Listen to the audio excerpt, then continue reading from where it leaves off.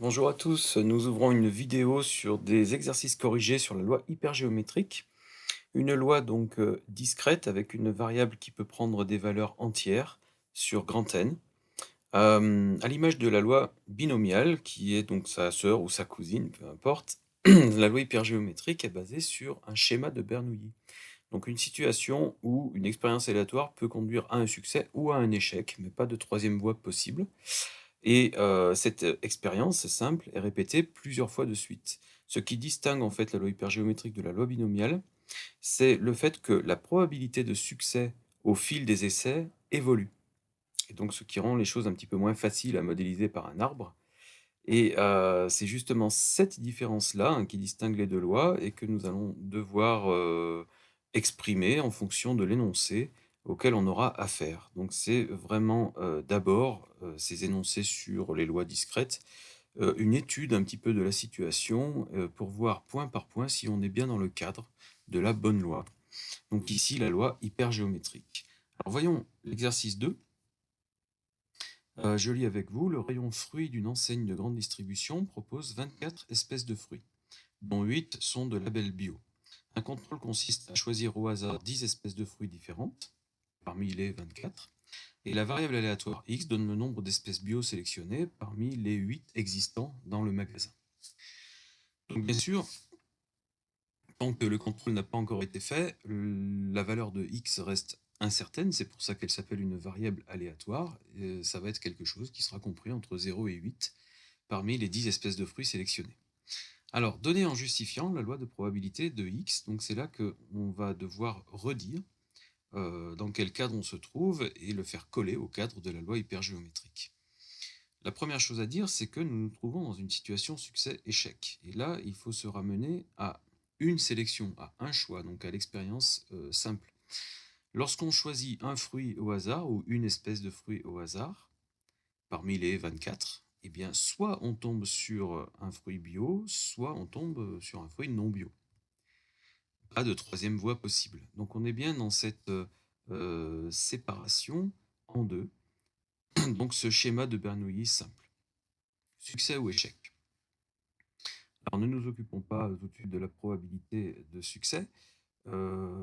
Cette probabilité de succès, d'ailleurs, serait constante si on s'autorisait un tirage avec remise, ou à ce moment-là, lors du deuxième fruit choisi, eh bien, on a les mêmes chances de tomber sur un fruit de label bio que sur la première espèce de fruit choisi.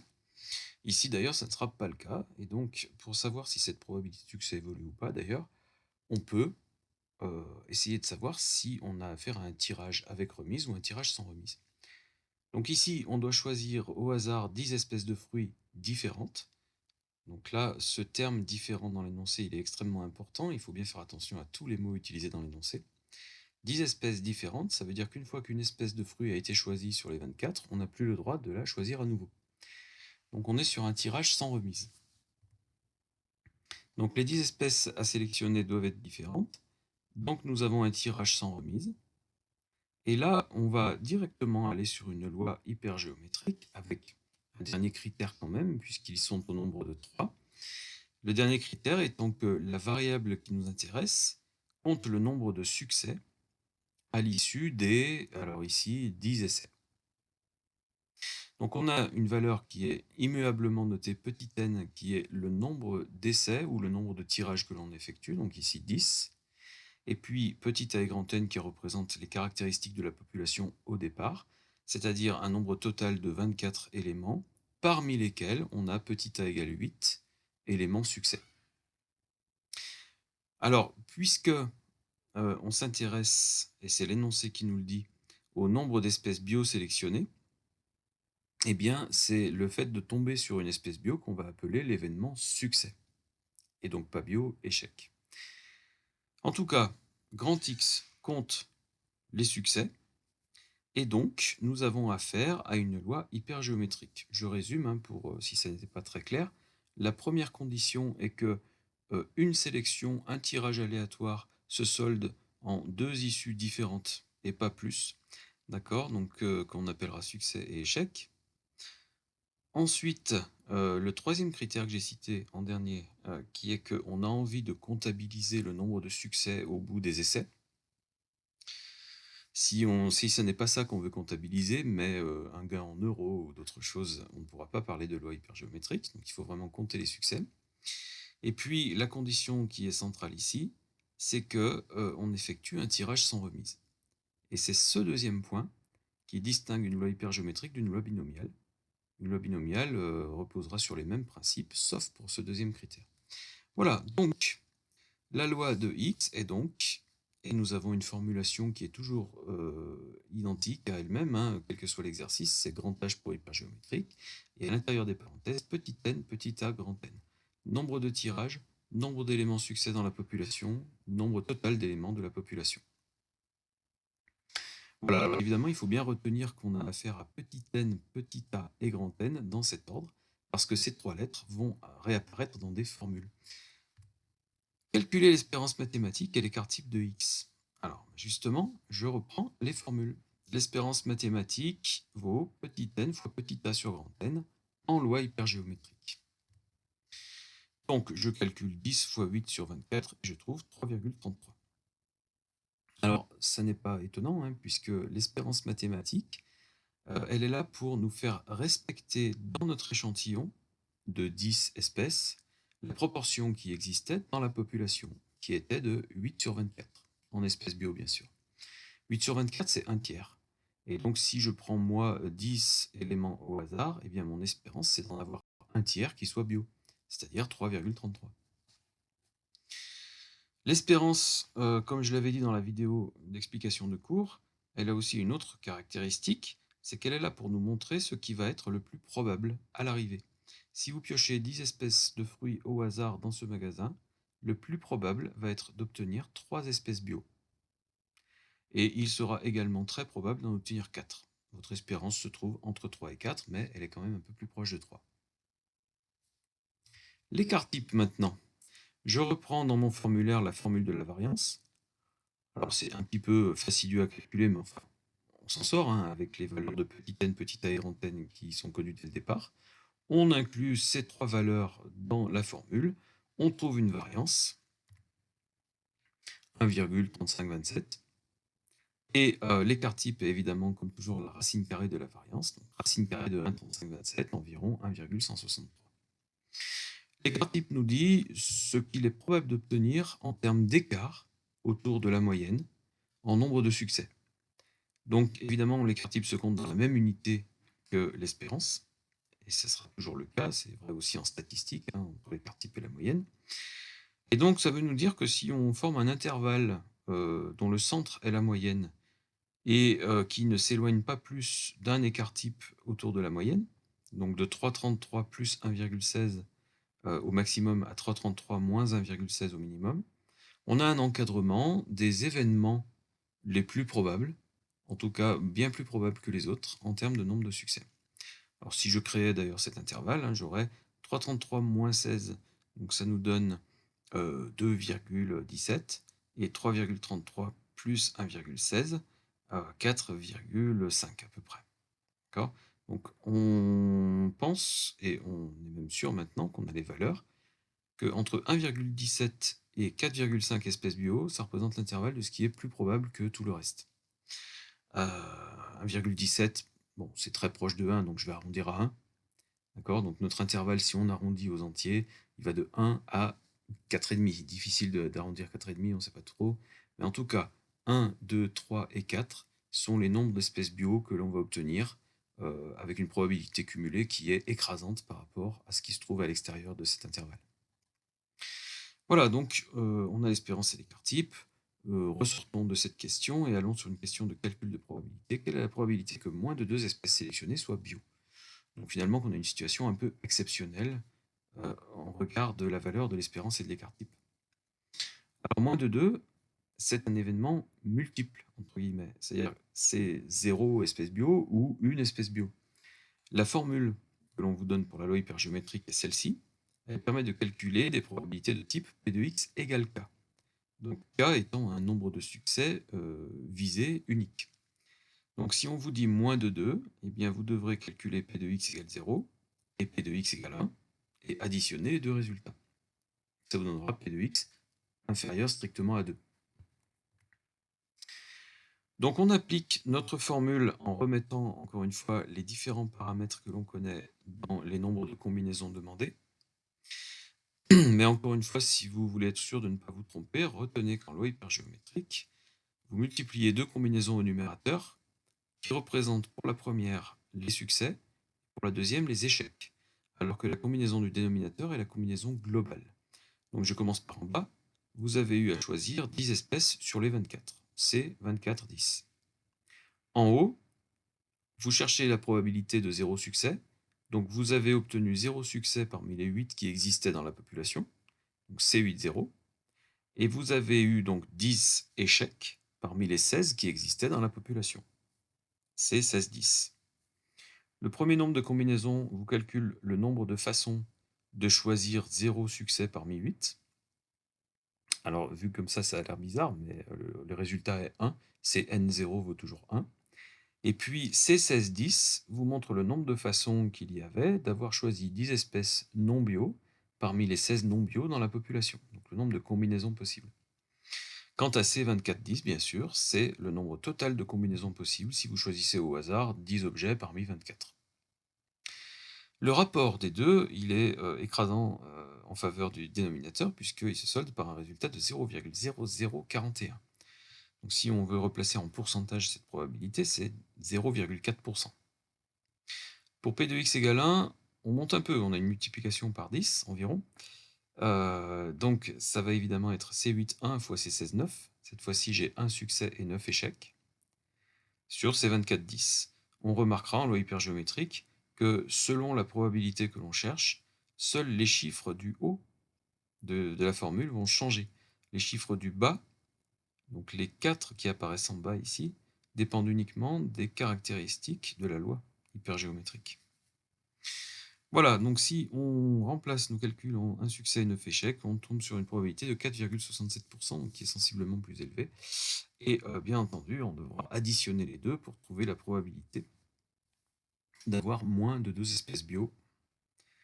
Ici, donc environ 5%. En tout cas, on en reste sur cette constatation que c'est une situation un peu exceptionnelle. Il n'y avait que 5% de chances que ça se produise. Voilà, donc on va voir deux autres exercices. Autre cas de figure, mais où il va falloir à nouveau retraduire l'énoncé en nos critères pour être sûr qu'on est bien dans le même cadre. C'est évidemment ça qui est très important au départ et qu'on ne va pas forcément vous demander en exercice. On peut tout à fait vous donner ces 3 lignes d'énoncé et basculer tout de suite sur une question de probabilité. Donc c'est à vous de savoir qu'il faut d'abord suivre les étapes qui ont été demandées dans la question 1. Alors, exercice 3. On prend au hasard en même temps 3 ampoules dans un lot de cases, dont 5 sont défectueuses. Voilà, donc dans ce lot, il y en a qui sont déjà usagées, qui ne s'allumeront pas. Calculez la probabilité des événements. A, au moins une ampoule est défectueuse. B, les 3 ampoules sont défectueuses. Et C, exactement une ampoule est défectueuse. Vous ne pouvez pas calculer une probabilité si vous n'avez pas de loi. Alors, ce que je viens de dire est vrai, seulement si le nombre de tirages ou le nombre de fois où on répète une expérience est supérieur à 1. Évidemment, si je choisissais une ampoule au hasard, eh bien, la probabilité de tomber sur une ampoule défectueuse, ça serait 5 sur 15. Point final. Si je prends plus d'un élément, alors on se retrouve dans une réflexion sur soit des dénombrements, soit le fait de savoir si on est plutôt en loi binomiale ou hypergéométrique ou autre. Donc ici, je vais m'intéresser à la situation succès-échec. Pour une ampoule sélectionnée, il y a deux issues. Soit je tombe sur une ampoule défectueuse ou pas. Et j'annonce tout de suite que je vais considérer le succès comme étant l'événement tombé sur une ampoule défectueuse. Parce que les 3 questions de l'exercice nous font nous intéresser au nombre d'ampoules défectueuses. Donc on aura plus facilement un œil sur ce nombre-là en l'appelant succès qu'en l'appelant échec. Ensuite, la situation de tirage avec ou sans remise. Lorsque vous choisissez une ampoule parmi les 15 et que vous vous apprêtez à choisir la seconde, vous ne pouvez pas rechoisir la même. Vous devez prendre 3 ampoules différentes parmi les 15. Donc c'est un tirage sans remise. J'en profite, puisque je sais que je vais aller sur une loi hypergéométrique pour donner les paramètres qui apparaissent. Et je précise encore une fois qu'on va travailler avec une variable aléatoire qui va compter les nombres de succès obtenus au bout de 3 essais. Pas n'importe quand, hein, mais au bout de 3 essais. Cette variable qu'on peut appeler grand X, elle n'apparaît pas dans l'énoncé, c'est donc à nous de la faire apparaître dans notre rédaction. X compte les succès au bout de 3 essais, c'est-à-dire le nombre d'ampoules défectueuses, ce qui nous va très bien pour les questions. La loi de X est donc H 3, 5, 15. Et donc, on va calculer P de A. Au moins une ampoule est défectueuse, donc je veux P de X strictement supérieur à 0. Alors là, j'ai deux possibilités. Soit je calcule P de X égale 1, P de X égale 2, P de X égale 3 et je cumule. Soit je gagne un petit peu de temps en me disant que, en fait, les seules possibilités pour X sont 0, 1, 2 ou 3. Et donc P de X strictement supérieur à 0, c'est égal à 1 moins P de X égale 0. Soit P de X égale 0, soit P de X est supérieur strictement à 0. Donc, parfois, si on cherche la probabilité d'un événement qui n'est pas un événement simple, mais qui est complexe, comme ici, P de X supérieur à 0, ce qui signifie P de X égale 1, plus P de X égale 2, plus P de X égale 3, on a avantage à dire il s'agit de 1, 100%, moins la probabilité du contraire. Le contraire étant parfois plus simple. Alors P de X égale 0, ça va se résoudre très facilement. Je reprends ma formule générale. Donc pour P de X égale 0, j'ai une combinaison qui me dit 0 succès parmi les 5 qui existaient dans la population, 3 échecs parmi les 10 échecs qui existaient dans la population. Et je divise ça par le nombre total de combinaisons de 3 éléments parmi 15. Ma calculette me donnerait un résultat sans doute décimal hein, si je n'avais pas activé le mode fraction. Et donc j'obtiendrai tout de suite 0,7352. On peut aussi demander dans le détail à sa calculatrice les trois nombres de combinaisons et s'apercevoir que cette fraction vaut 120 sur 455, bon, etc. Pour P de B, les trois ampoules sont défectueuses. On a affaire à un événement simple, donc calculons sa probabilité directement. Je veux être tombé sur 3 succès. Donc je vais calculer C5 3 et C10 0. 3 succès parmi les 5 ampoules défectueuses et 0 échec parmi les 10 ampoules non défectueuses. Cette fois-ci, on a un événement qui est quand même beaucoup plus rare. C'est vrai que c'est un peu joué de malchance, en choisissant 3 ampoules au hasard dans cette population, d'être tombé sur 3 ampoules défectueuses. Donc il y a à peu près 2% de chances que ça se produise. Et puis enfin, exactement une ampoule est défectueuse, je calcule P de X égale 1. Et donc, dans les combinaisons, vous pouvez constater qu'on a C5 1 pour les succès, C10 2 pour les échecs. Allez, on termine avec un dernier exercice sur lequel on va voir à peu près le même genre de choses.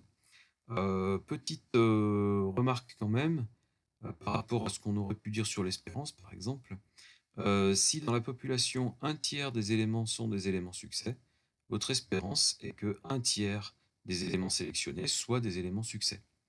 C'est la position centrale, on va dire, attendue, et là, évidemment, la réalité peut s'écarter de ça, mais le plus probable est de tomber sur cette proportion de 1 tiers. Donc si vous choisissez au hasard 3 ampoules, la probabilité la plus forte est P de X égale 1. D'ailleurs, à elle seule, elle vaut presque 50% par rapport aux 4 valeurs possibles de X, 0, 1, 2, 3. Cette seule-là vaut 50% environ. Bien. Dernier exercice, l'oral d'un concours comporte au total 100 sujets. Alors, au fait, juste pour être clair, ces deux exercices-là, le 3 et le 4, je les ai empruntés au site Exocet, qui est vraiment un excellent site qui propose des documents accessibles gratuitement, mathématiques.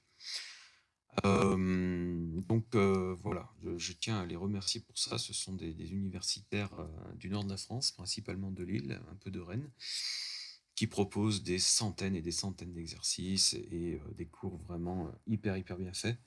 Donc voilà, j'étais en manque d'inspiration, je suis allé chercher 2 exercices sur la loi hypergéométrique. Et bien que je ne leur ai pas posé la question parce que c'est une ressource libre en fait, je les remercie par ce biais-là. L'oral d'un concours comporte au total 100 sujets. Les candidats tirent au sort 3 sujets et choisissent alors le sujet traité parmi ces 3 sujets. Un candidat se présente en ayant révisé 60 sujets sur les 100. quelle est la probabilité pour que le candidat ait révisé, etc., etc. Alors, encore une fois, puisque le candidat qui va arriver doit tirer 3 sujets au hasard, c'est plus d'un élément. Et quand c'est plus d'un élément, c'est compliqué. Donc on doit se demander dans quelle loi on va se trouver. À chaque fois qu'on choisit un sujet au hasard, dans la liste des 100 sujets qui existent, eh bien, on va se retrouver sur une situation succès-échec. En tout cas, le candidat, oui.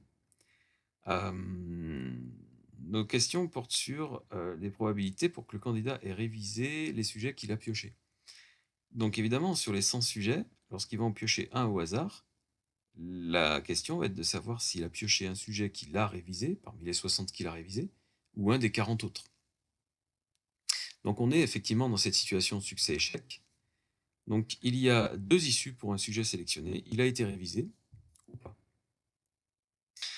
Ensuite, est-ce qu'on effectue un tirage sans remise? Lorsque l'étudiant choisit 3 sujets au hasard parmi les 100, évidemment, il ne choisit pas 2 fois le même. Donc il doit avoir à l'arrivée 3 sujets devant les yeux.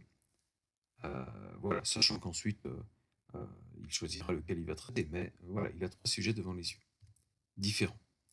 Donc on a un tirage sans remise, et on voit qu'on va s'orienter vers une loi hypergéométrique dès maintenant. Il suffit de préciser qu'on appellera x la variable aléatoire qui est le nombre de sujets révisés parmi les 3 qui ont été piochés, ce nombre valant 0, 1, 2 ou 3. Les paramètres de notre future loi sont ceux-ci. En fait, dans la population des 100 sujets, il y en a 60 qui ont été révisés, 40 qui ne l'ont pas été, 100 en tout, et puis là-dedans, on va en piocher 3. Donc, j'appelle x cette variable aléatoire, et la loi de x est hypergéométrique h 3,60. Maintenant, on peut répondre aux questions. Quelle est la probabilité pour que le candidat ait révisé les 3 sujets tirés? Donc, probabilité que le candidat ait eu 3 succès dans son tirage aléatoire. P de x égale 3. Donc, bien entendu, combinaison de 3 parmi 60 fois combinaison de 0 parmi 40. Donc là, c'est la situation chanceuse pour le candidat. Il est tombé sur 3 sujets qu'il avait révisés parmi les 60 et 0 sur les 40 qu'il craignait. La calculette vous dit c'est environ 0,2116. Donc c'est une probabilité pas négligeable, mais c'est à peu près une chance sur 5 finalement finalement qu'il soit très bien tombé. Quelle est la probabilité qu'il ait tiré exactement 2 sujets sur les 3 qu'il a piochés? Donc qu'il ait révisé 2 sujets sur les 3 piochés. Donc c'est P de x égale 2. Et bien entendu, c'est 62 fois C 41. Donc n'oubliez jamais que quand on vous parle de succès, il ne faut pas oublier les échecs qui ont eu lieu à côté. 2 succès, donc un échec. Ce nouveau calcul nous donne une probabilité plus forte. 0,4378. Elle est même tellement forte qu'on se demande si ce n'est pas elle qui représente quelque chose qui est très proche de l'espérance. J'en profite pour me poser la question. On ne sait jamais, on peut faire une erreur de calcul. Quelle était notre espérance et pourquoi est-ce que P de x égale 2 est logiquement supérieur à P de x égale 3? Si j'ai révisé 60% des sujets, je m'attends à ce que 60% de ce que je pioche soit des sujets révisés. C'est mon espérance. 60% de 3 sujets, 6 fois 3, 18, ça représente 1,8 sujets. Donc il est tout à fait logique, effectivement, que P de x égale 2 soit la proba la plus forte. C'est l'entier le plus proche de 1,8. On ne demandera pas toutes les probabilités dans cet exercice, la troisième étant P de x égale 0. Aucun des 3 sujets. Donc là, vraiment, c'est l'étudiant malchanceux. Il a révisé 60% des sujets, mais sur les 3 sujets piochés, il n'y en a aucun qu'il n'ait révisé. P de x égale 0, heureusement pour lui, ça va être plus rare, c'est à peu près 6% de risque. Voilà, en tout cas, ce genre de calcul ne s'invente pas. Il se calcule d'une manière très organisée. D'abord, on s'assure de la loi dans laquelle on se trouve, et ensuite on applique les formules de cette loi en question. Alors, bien entendu, pour les calculatrices, eh bien, certaines connaissent la loi hypergéométrique, en particulier les Casio. Certaines ne la connaissent pas, et c'est le cas de presque toutes les TI. Donc là, il y a une différence entre les utilisateurs de Casio et de TI. Mais par exemple, pour la loi binomiale, ou la loi de Poisson, ou la loi normale, tous les modèles de calculette la connaissent, tous les modèles suffisamment avancée, on va dire, à partir de la graphe 35 pour les Casio et de la TI 82 pour les TI. Voilà, donc nous avons fait l'application de cette loi hypergéométrique sur 3 exercices. Il n'est pas nécessaire d'en faire plus. Nous avons toujours une même structure dans l'énoncé. Le tout, c'est de reconnaître cette structure. Voilà, je vous dis à bientôt pour une prochaine vidéo. N'oubliez pas de liker, de commenter, de vous abonner, bref, tout ce qui fait plaisir à une chaîne YouTube. À bientôt.